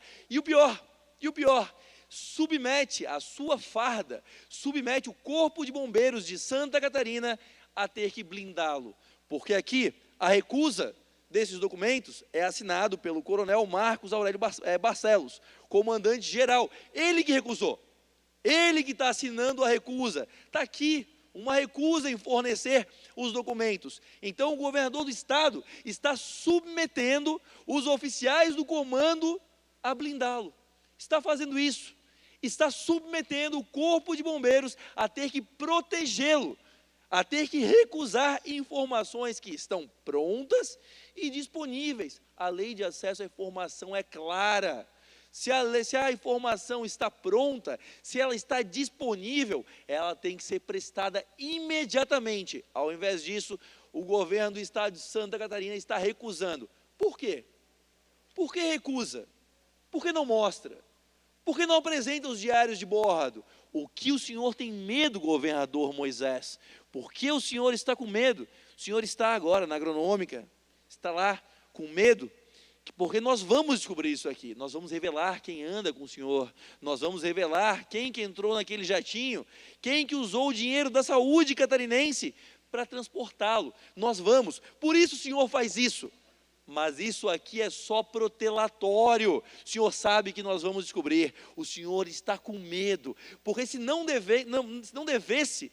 tivesse algo errado, se não tivesse algo pior, do que a ida para Bonito, descansar em paraíso turístico, com ambulância do estado, se não tivesse algo pior do que ir assinar filiação partidária, deixando criança catarinense sem atendimento, o senhor não estava escondendo, mas o senhor não quer mostrar a verdade, o senhor não quer trazer a verdade para os catarinenses, porque o senhor sabe que o que tem lá é comprometedor, o senhor sabe que os nomes que nós iremos encontrar lá são comprometedores, por isso o senhor não vem à tona, por isso o senhor não fala, porque era muito fácil me calar, eu que denunciei esse caso desde o começo, era muito fácil me calar, era só vir e mostrar, dizendo que não tem nada demais. Por que alguém então esconde?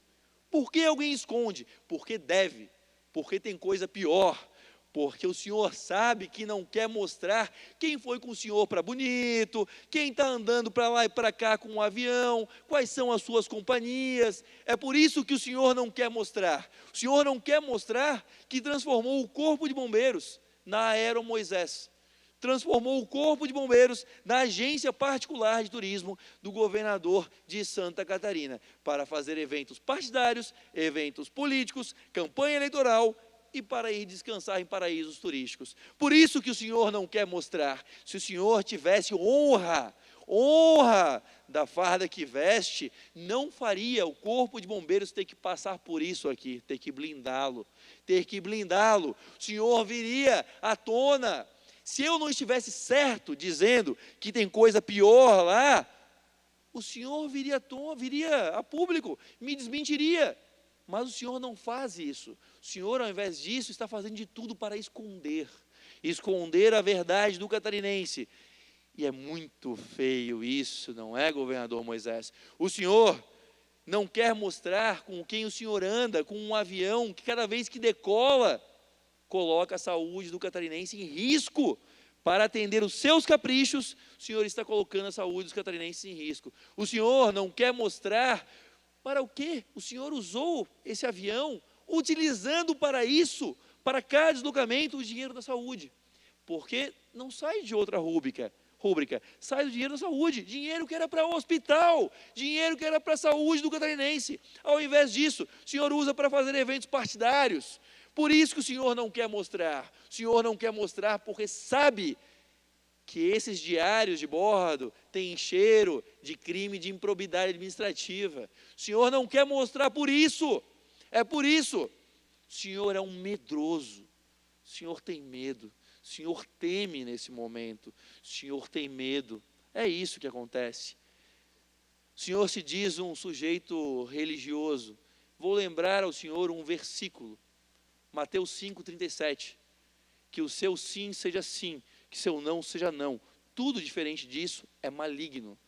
O senhor tem medo porque sabe que prometeu, no começo do seu mandato, utilizar aviões de carreira, voos comerciais. E agora esses diários vão provar que o senhor é adepto do maligno, está contradizendo as próprias palavras, que o senhor não falou um sim que significa sim, não falou um não que significa não, que o senhor abusou do dinheiro do catarinense, abusou do pagador de impostos. Foi isso que o senhor fez. O senhor sabe que foi isso. É muito fácil acabar com isso tudo. É muito fácil me silenciar. Venha a público. Venha a público. Mostre a verdade. Mas o senhor não faz isso. E deputado Lima, muito me intriga, que ele admitiu, já que foi para Bonito, descansar, usando uma ambulância, usando dinheiro da saúde, e ficou por isso. Ficou por isso. Ninguém mais. É impressionante. Eu vejo veículos de comunicação por aí, não se questionando quais foram as outras viagens, quem mais andou, e aí, o que vai acontecer? O que será feito desta viagem e das outras, e do uso? Ninguém mais se questiona. Todo mundo aceitou como normal e aceitável um governador de um estado tirar de serviço uma ambulância para levá-lo para descansar em paraíso turístico. Aceitaram como normal, como ok, como aceitável. Não, nossa imprensa precisa cobrir esse caso, precisa se perguntar quem mais andou ali, quais foram os outros fins, quem irá ressarcir esse valor. Bom, enquanto a imprensa não faz isso, eu já fiz uma denúncia no Ministério Público, espero que o Ministério Público possa agir, possa fazer alguma coisa, não é verdade? Espero que o Ministério Público cumpra com o seu papel e faça alguma coisa. Eu espero também que o Tribunal de Contas do Estado, que eu já fiz denúncia também, possa agir e, no mínimo, pedir o ressarcimento dessas viagens, no mínimo, porque uma vida, pelo menos uma vida, nesse processo, poderia ter sido salva.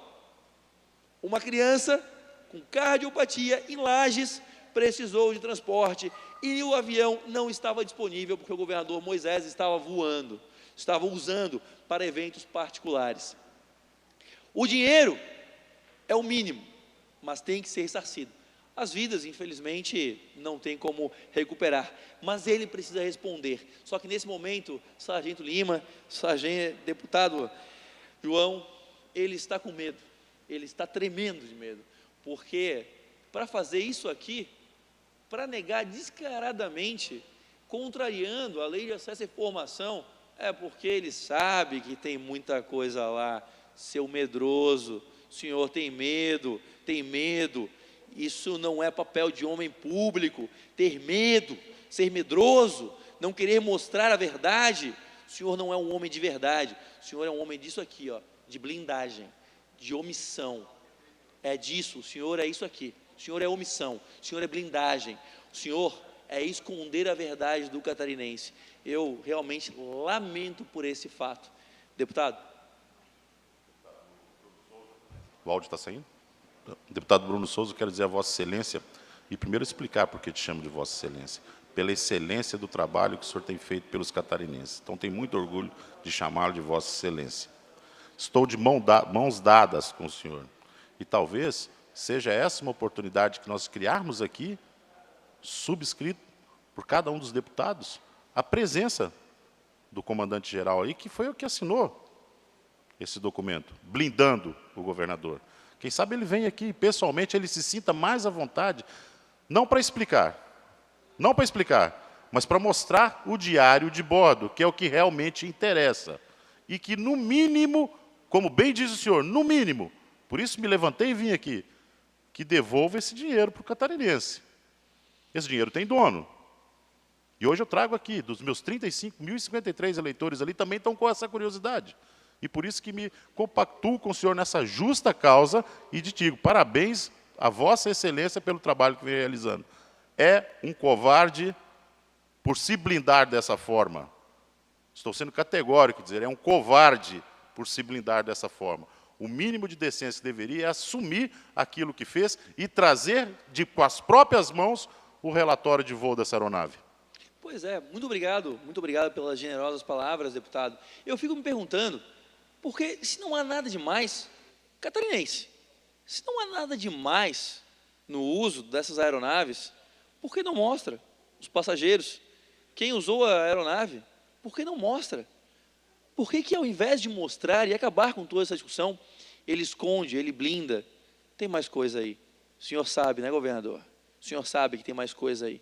O senhor sabe que o senhor tem medo do que será revelado lá, né? Mas nós vamos revelar. Hoje mesmo eu estou entrando com um mandado de segurança para ter acesso a esses documentos. Se existe justiça em Santa Catarina, eu irei conseguir, esse mandado de segurança irá prosperar e nós vamos conseguir ter acesso a esses documentos. Mas a ideia do senhor é excelente.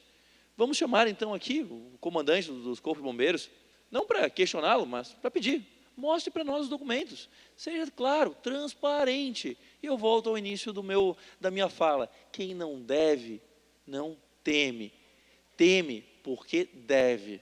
E o governador, nesse momento, está tremendo. Eu também quero finalizar a minha fala apenas saudando a todos. Eu vou falar depois, mas quero saudar aqui a todos os trabalhadores e empreendedores do setor de bares e restaurantes. É lamentável que os senhores tenham que estar aqui hoje para se defender de um governo que quer acabar com empregos, quer acabar com empreendimentos, quer aumentar a carga tributária em cima dos senhores. Os senhores pagam a maior carga tributária do Brasil. O catarinense é o maior pagador de impostos do Brasil. Nenhum povo paga tantos impostos estaduais como nós, se formos calcular per capita. E cá estão os senhores novamente para impedir mais um aumento. E eu vou ser claro para os senhores, nós precisamos que os senhores vençam, que os senhores prosperem na pauta de vocês. Sabem por quê? Porque esse aumento, se passar, se prosperar, se o governo de Santa Catarina conseguir colocar a mão no bolso de vocês, por mais essa causa, não é o limite, não é o fim, é uma porta aberta. Quando ele botar a mão no bolso, por isso, ele vai começar a olhar para o próximo bolso. Essa causa é uma causa de todos os catarinenses, de todos os empreendedores. Nós precisamos dizer para o governo, chega, chega, o governo não pode viver tentando ajustar as suas contas, colocando a mão no catarinense. Se nós permitirmos que eles coloquem a mão agora, o próximo bolso pode ser o seu, pode ser o de quem não está aqui agora. Essa causa é uma causa dos catarinenses e não apenas dos bares e restaurantes. Tem todo o meu apoio. Hoje, se tudo der certo aqui, nós vamos derrubar esse veto e vamos mandar uma mensagem clara para o governo de Santa Catarina. Comecem a fazer o dever de casa, comecem a cortar custos, despesas, focar no que é prioritário. É muito fácil equilibrar, sempre tendo que colocar um piano em cima do catarinense. Se depender de mim, e eu tenho certeza, de muitos deputados dessa casa, não vão mais fazer isso. Muito obrigado. Obrigado, deputado Bruno Souza. Queria registrar a presença do meu amigo Amaury Zabote, da Cantina Zabote, dos representantes da Abrazel e de todos os representantes aí do comércio e principalmente dos bares e restaurantes que estão presentes. Próximo horário pertence ao bloco PSD-PSC.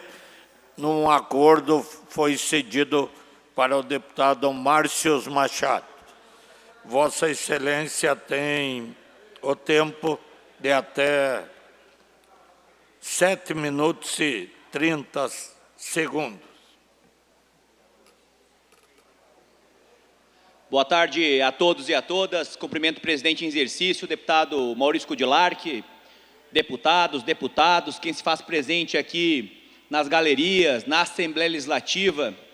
Hoje era para ser votada a questão do veto, eu acredito que não vai ser colocado na ordem do dia por um acordo de líderes, mas quero dizer para vocês a importância desta votação aqui na Assembleia, para que a gente possa trazer dignidade para as pessoas, manter os empregos. Questão de segurança alimentar é muito, mas muito relevante para que a gente possa realmente trazer um retorno, fazer as ruas que têm um eco, ter ressonância nesta casa.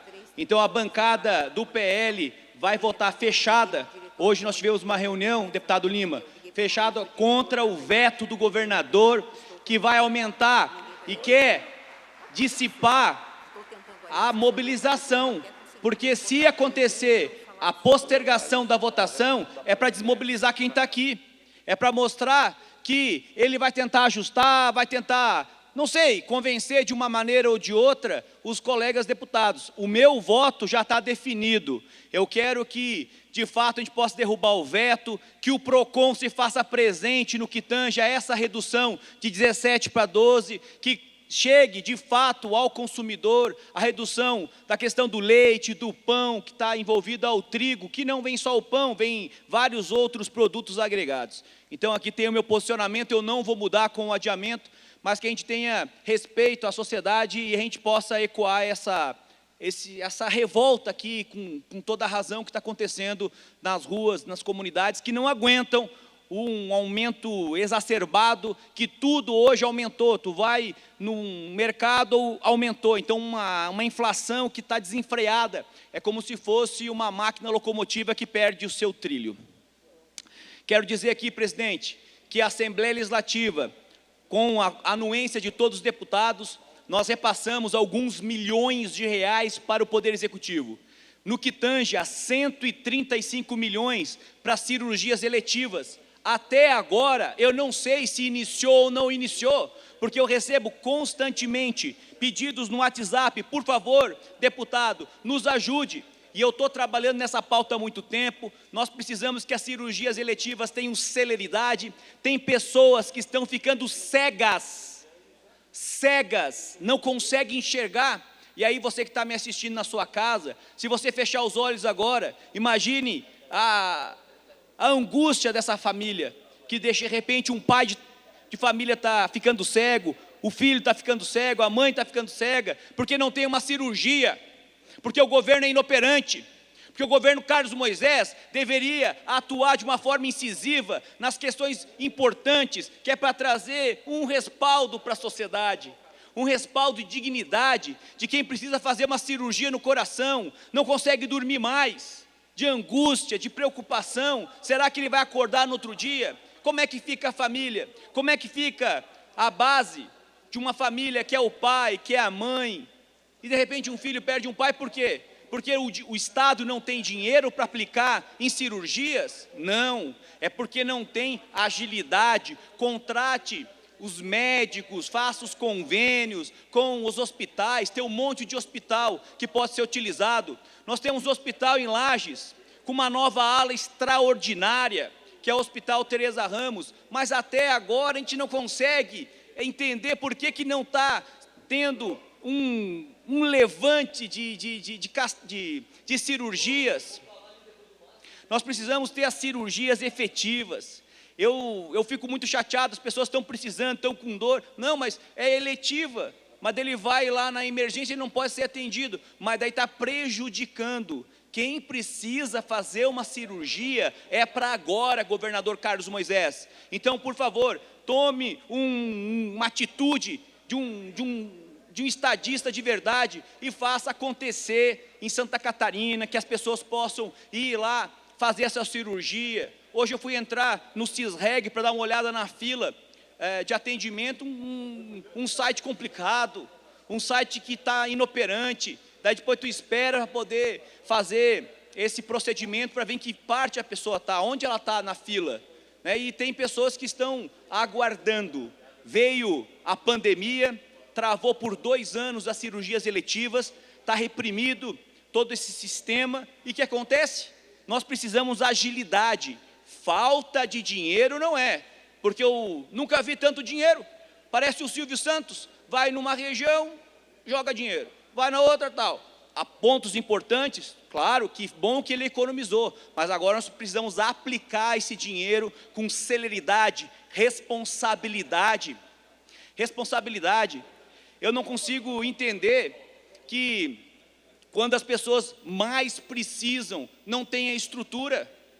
Aquela menina, aquela criança que precisava ser deslocada de Lages a Joinville, me ligaram, por favor, nos ajude com aquele avião que tem do Estado, e de repente vem essas informações nevastas, do lado escuro da força, dizendo que o avião que poderia salvar uma vida, aquela pessoa, aquela criança, poderia ser uma pessoa contribuindo para a sociedade, mas infelizmente a família entrou num pesar eterno. Chove constantemente naquela família. Por quê? Porque perdeu o seu filho. Mas por quê? Porque não tinha estrutura? Tinha estrutura. E nós precisamos saber de fato aonde estava aquele avião. Estava lá em Bonito, no Mato Grosso? Isso é lastimável. Se estava em Bonito, no Mato Grosso, ele deveria pedir afastamento, pedir para poder sair do governo. O que é isso? Poderia ter salvado um anjo, e o pessoal lutando, era manhã, tarde, noite, nós mandando mensagem, conversando com as pessoas, mas infelizmente o avião não estava disponível. Um avião que era para salvar vidas, para ajudar. E aí quando pede as informações, não, vamos blindar o governador que está em campanha para reeleição. Peraí. A verdade tem que ser dita e ser colocada aqui, ó. Trazer à luz, para que a gente possa identificar onde estava naquele dia fadonho, que infelizmente o governador estava viajando e não pôde ajudar uma vida de uma criança, de um lagiano, que foi ceifado. E nós vamos descobrir a verdade, porque a verdade tem que aparecer para a sociedade catarinense. Muito obrigado.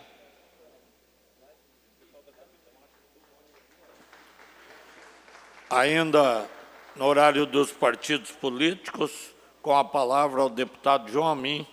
Vossa Excelência tem o tempo de até 4 minutos e 30 segundos. Bom, queria dar uma boa tarde a todos, cumprimentar de maneira muito especial o deputado Maurício Kudulak, que preside essa sessão nesse momento, cumprimentar os empreendedores de Santa Catarina, que infelizmente estão aqui perdendo seu tempo, podiam estar tocando os seus negócios, podiam estar administrando os seus negócios, que não vou dizer que foi o mais prejudicado, mas o setor de bar, restaurante, evento, ligados ao turismo, foram muito prejudicados com a pandemia. O dono de um estabelecimento comprava peixe na segunda-feira, não sabia se ia poder vender o peixe na terça, porque vinham regras da noite para o dia, que além de aumentar o custo, diminuir o horário de funcionamento, às vezes os proibiam. Pediram empréstimo, foram ao banco, foram ao parente, venderam um imóvel, venderam um carro e tiveram que demitir também. Os que não tiveram que demitir, passaram por muita dificuldade. E a gente está tratando aqui de um assunto que eu tive a oportunidade de ser relator. Queria agradecer publicamente o deputado Milton Obos, que distribuiu o projeto para eu poder relatar na CCJ. A gente está tratando aqui de um setor que representa 5% do PIB de Santa Catarina, 99% dos estabelecimentos estão no regime no simples, 100 mil empregos diretos. E pessoal, voltem para os afazeres de vocês, parem de perder tempo aqui. Infelizmente, alguns líderes da casa votaram, acabaram de assinar uma manobra requerendo o adiamento dessa discussão. Infelizmente, em nome do presidente da entidade da Brasel, Rafael Dabá, eu vejo vários empreendedores aí, em nome do Beto, em nome do Ézio, em nome de diversos aqui, se eu vou começar a mencionar aqui, eu vou acabar esquecendo alguém. Infelizmente, essa matéria vai continuar patinando por aqui e não vai ser votada, pelo menos não vai ser votada hoje. É um absurdo, né, isso que estão fazendo, mobilizar do jeito que mobilizaram, anunciar do jeito que anunciaram e em cima da hora retirar dessa discussão. Não sei porquê, pode ser derrubado, pode ser mantido o veto, apesar de que todos os deputados votaram a favor do projeto. Não me lembro se algum deputado votou contra. Na CCJ, a derrubada do veto passou também, com um placar bem elástico. E aí agora, uma manobra sorrateira faz com que as pessoas que estão mobilizadas aí, deixaram seus negócios à distância para vir aqui na Assembleia tentar conversar, tentar fazer de uma maneira democrática, republicana, um bate-papo, olho no olho, e infelizmente isso acontece. Quer falar, Bruno Souza? Meus parabéns, deputado. Muito lustra a sua colocação e, principalmente, meus parabéns por emitir essa fala de repúdio ao que foi feito aqui hoje na casa. Eu fiquei sabendo, sabia-se que nos corredores dizia-se algo sobre isso nas últimas horas. Eu custava acreditar, não queria acreditar, mas infelizmente se consolidou. Isso é um desrespeito a todo o setor que esteve aqui, que se mobilizou. E eu realmente, em nome dos deputados como o senhor, que queriam votar e que respeitam o setor, eu quero pedir meus sinceros lamentos e escusas ao setor que hoje se mobilizou e veio aqui. Então, meus parabéns, deputado, pela sua fala, me representa. Olha, em nome da Assembleia, eu quero pedir desculpa aos veículos de imprensa que estão aí desde de manhã, às pessoas que deixaram seus negócios de lado para estarem aqui na Assembleia perdendo seus tempos, né? Infelizmente, essa manobra sorrateira é triste isso aqui. Vai para o voto, vai aprovar, ou vai ganhar ou vai perder, não sei quem, mas eu estou vendo que quem está perdendo mesmo é Santa Catarina. Obrigado. Pela ordem, deputado Ivan Nats. Senhor presidente, o Partido Liberal repudia a ação de alguns líderes aqui que assinaram para a retirada, ou pelo menos solicitaram a retirada da avaliação dos vetos do governador. O Partido Liberal não participou desse acordo, não teve nenhuma conversa no sentido de postergar esse câncer, que é o aumento da carga tributária de Santa Catarina. E nós lamentamos, senhor presidente, lamentamos profundamente se Vossa Excelência acatar essa deliberação dos líderes aqui do partido e excluir da votação de hoje o veto do presidente, o veto do governador, a nova política de ICMS de Santa Catarina. O PL repudia, não participou e não sequer foi convocado para conversar sobre o adiamento dessa votação, presidente. Antes de passar a presidência do trabalho do deputado Moacir Sopels, quero registrar também a presença dos vereadores de Saltinho, vereador Tato, vereador Barriga, vereador Walter Correia, vereador Braulio. Sejam bem-vindos nessa casa. Passo a presidência dos trabalhos ao nosso presidente, deputado Moacir Sopels. Muito obrigado, deputado Maurício Scudilhac, senhores deputados, senhoras deputadas. Entramos na ordem do dia. Votação. Comunico que foi protocolado